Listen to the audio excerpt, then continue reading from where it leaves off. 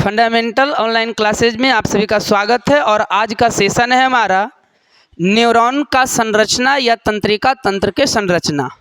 ठीक है, तो हम लोग शुरू करते हैं कि आखिर न्यूरॉन होता क्या है और न्यूरॉन के बारे में समझते हैं कि यह न्यूरॉन किस प्रकार से जो है काम करता है। ठीक है, तो चलो देखते हैं बिना देर किए हुए कि न्यूरॉन है क्या चीज़। ठीक है, ये जो फिगर दिख रहा है, ठीक है, यह जो फिगर है ऊपरी भाग जो दिख रहा है वो तारे के समान संरचना है। ठीक है, तारे के समान संरचना है। ठीक है, इस पूरे भाग को हम लोग साइटोन कहेंगे। क्या कहेंगे? साइटोन कहेंगे। और इससे जो है पतली पतली जो रचना निकला हुआ है, ठीक है, उसको सूत्रवत रचना बोलते हैं। और यह कैसी होती है? खोखली होती है। कैसी होती है? खोखली।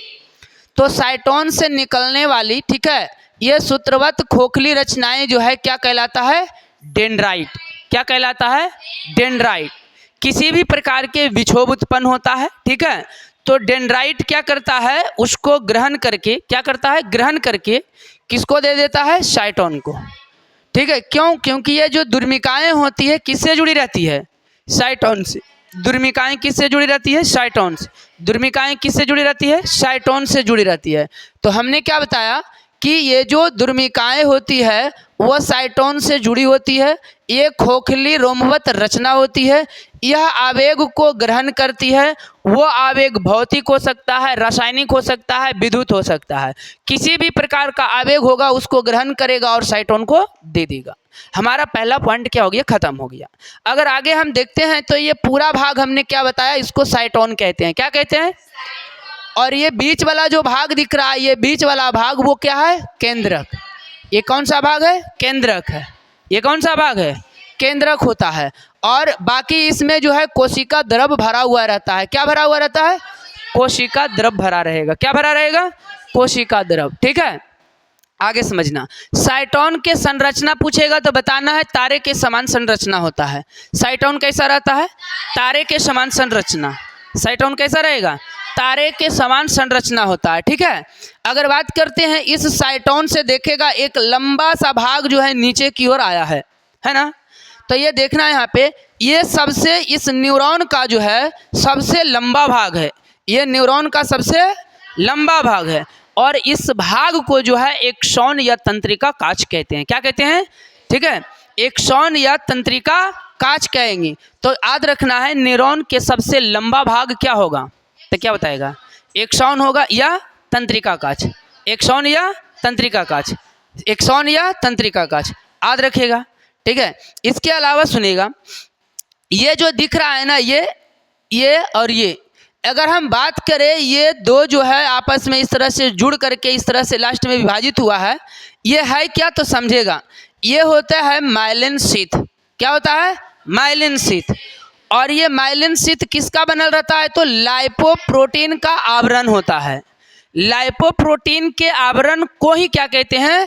माइलिन शीथ कहते हैं। ठीक है, इसी को न्यूरिलेमा भी कहा जाता है। क्या कहा जाता है? न्यूरिलेमा कहा जाता है। क्या कहा जाता है?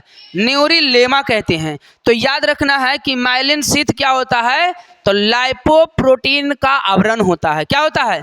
लाइपोप्रोटीन का आवरण होता है, जिसको हम लोग कहते हैं माइलिन शीथ या न्यूरिलेमा कहते हैं। क्या कहते हैं? न्यूरिलेमा कहते हैं। समझ में बात आया या नहीं? बात समझ में आ गया? हम क्या बोले, ये जो अभी दिख रहा है ना, ये वाला रचना, ये वाला रचना, ये किसका बनल है? लाइपोप्रोटीन का बनल है। किसका बनल है? और इसको कहेंगे क्या? क्या कहेंगे? Myelin sheath. क्या कहेंगे? माइलिन शीथ कहेंगे। बस समझ में आया? अब जरा देखना, यह इधर है, इधर है, इधर है। ठीक है, ये सभी रचना जो है ब्लू कलर में जो दिख रहा है, ये सभी कोशिका होता है। क्या होता है? तो प्रत्येक माइलिन शीथ में जो है कोशिका जो पाया जाता है, उस कोशिका को श्वान कोशिका कहते हैं। उसको क्या कहते हैं? श्वान कोशिका। क्या कहेंगे? श्वान कोशिका कहेंगे। क्या बात समझ में आया?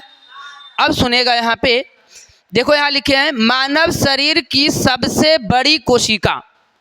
अगर पूछा जाए कि मानव शरीर के सबसे बड़ी कोशिका कौन सी है, तो न्यूरॉन। कौन सी है? न्यूरॉन। तंत्रिका तंत्र की संरचनात्मक इकाई को क्या कहते हैं? तो न्यूरॉन कहते हैं। तंत्रिका तंत्र के संरचनात्मक इकाई को क्या कहेंगे? न्यूरॉन कहेंगे। तंत्रिका तंत्र के संरचनात्मक इकाई को न्यूरॉन। और वृक्क के कहेगा तो नेफ्रॉन। वृक्क के नेफ्रॉन। शरीर के कोशिका। शरीर के इकाई को कोशिका। वृक्क के इकाई को नेफ्रॉन। वृक्क के इकाई को नेफ्रॉन। तंत्रिका के इकाई को न्यूरॉन। ठीक है, क्या कहेंगे? न्यूरॉन। तंत्रिका के इकाई को न्यूरॉन। इधर बताओ क्लियर हुआ या नहीं? और सबसे शरीर के सबसे बड़ी कोशिका कहा जाए तो न्यूरॉन। सबसे बड़ी कोशिका न्यूरॉन। सबसे बड़ी कोशिका न्यूरॉन होता है। अगर हम लोग अपने शरीर में देखें, ठीक है, तो सबसे बड़ा कोशिका की यदि बात करें, ये बड़ी है, लंबी वाला में बड़ी है। सबसे बड़ा कोशिका अंडाणु होता है, सबसे छोटा कोशिका शुक्राणु होता है। सबसे बड़ा कोशिका अंडाणु, सबसे छोटा शुक्राणु, और सबसे लंबा न्यूरॉन, मतलब तंत्रिका तंत्र के कोशिका न्यूरॉन। ये बात समझ में आया? अगर पृथ्वी पर कह दे तो सबसे बड़ा शुतुरमुर्ग के अंडे, शुतुरमुर्ग के अंडे का तंत्रिका तंत्र सबसे कोशिका क्या होता है? सबसे बड़ा। और सबसे छोटा माइकोप्लाज्मा। सबसे छोटा माइकोप्लाज्मा। इधर क्लियर है बताना? अरे क्लियर है? इधर क्लियर है बताओ जल्दी से। फिगर से टोटल पॉइंट अभी नहीं खत्म हुआ, कुछ बाकी है ना। देखना, जहां पे एक माइलिन शीथ दूसरे माइलिन शीथ बीच में जो संकुचित हो रहा है, क्या हो रहा है? तो उस संकुचित भाग को नोड ऑफ रैनवेयर कहेंगे। क्या कहेंगे? या उसी को रैनवेयर की गांठ कहेंगे। रैनवेयर की गांठ। तो जहां पे एक माइलिन शीथ दूसरे माइलिन शीथ के साथ मिलता है तो वहां पे आपस में वो दोनों संकुचित हो जाता है। क्या हो जाता है? तो उसी को क्या बोलेंगे? रैनवेयर की गांठ या नोड ऑफ रैनवेयर कहेंगे। बस समझ में आया कि नहीं? चलो अब समझते हैं। यहाँ पे आना, जहां पे एक जो न्यूरॉन होता है दूसरे के साथ जुड़ेगा, क्या बोले हम? एक न्यूरॉन दूसरे से जुड़ेगा। तो जहां पर एक न्यूरॉन दूसरे से जुड़ेगा वहां पे कुछ रिक्त स्थान होता है जिसको खाली स्थान बोलेंगे। ठीक है, उसको क्या कहा जाता है? तो सिनैप्स कहते हैं। क्या कहते हैं? सिनैप्स कहेंगे उसको। क्या कहेंगे? सिनैप्स कहेंगे। ठीक है, क्या चीज़ें समझ में आ गई है पूरा फिगर? अब देखना, इधर से लाइन बाय लाइन समझा भी दे रहे हैं। हम बोले ये है दुर्मिकाएं, ये डेंड्राइट है, ये खोखली एवं रोमवत रचनाएं होती है। ठीक है, जो साइटोन से जुड़ी होती है। क्या यही बात बताएं? साइटोन से जुड़ी होती है। अगर बात करते हैं, ये रचनाएं जो है भौतिक, रासायनिक एवं विद्युत आवेगों को ग्रहण करके क्या करता है? ग्रहण करके साइटोन को दे देता है। ये क्लियर हुआ? दूसरी पॉइंट पढ़ना यहाँ पे, आवेग। आवेग क्या होता है? तो किसी भी घटना के कारण जो विक्षोभ उत्पन्न होता है उसको आवेग कहते हैं। देखो, कहता है यह एक प्रकार का विक्षोभ है जो किसी घटना के कारण किसी अंग में उत्पन्न होता है। यह सीधा सीधी बोलेंगे, किसी घटना के कारण उत्पन्न विक्षोभ को आवेग कहते हैं। किसी घटना के कारण उत्पन्न विक्षोभ को क्या कहेंगे? आवेग कहते हैं। चलो नीचे आना, साइटोन। साइटोन के हमने क्या बात किया? ये तारे के समान रचना है। ये वाला रचना क्या है? साइटोन है। क्या है? साइटोन है। तो देखो, यह एक तारे के समान रचना होती है जिसके बीचों बीच एक केंद्रक और केंद्रक के चारों ओर क्या रहता है? कोशिका द्रव भरा रहता है। इस साइटोन से बात करें तो अनेक यानी कि लगभग में 200 दुर्मिकाएं निकलती है।